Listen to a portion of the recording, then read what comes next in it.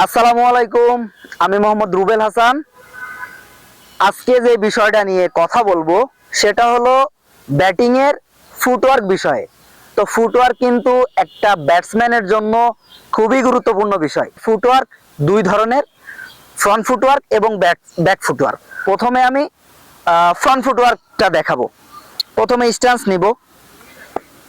Stance নেওয়ার পরে আমার সামনের পা অর্থাৎ ফ্রন্ট ফুট ফ্রন্ট ফুট সামনে নিয়ে যে শটগুলো খেলা হবে, পপেন ক্রিজ থেকে সামনে নিয়ে যে শটগুলো খেলা হবে, সেই শটগুলোকে বলা হয় ফ্রন্ট ফুটের শট অর্থাৎ ফ্রন্ট ফুটওয়ার্ক।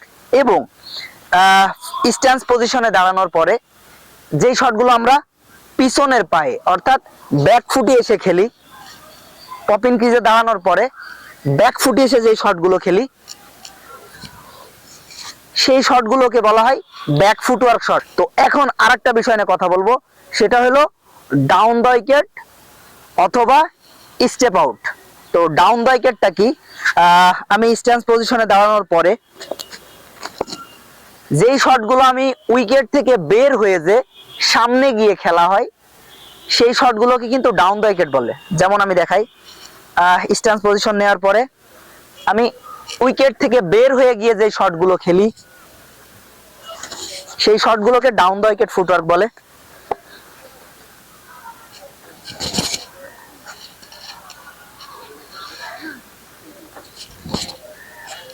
এটা হলো ডাউন দ্য উইকেট অর্থাৎ ফ্রন্ট ফুটওয়ার্ক, ব্যাক ফুটওয়ার্ক এবং ডাউন দ্য উইকেট। প্রত্যেকটা ফুটওয়ার্কের বিভিন্ন বিভিন্ন শর্টস আছে।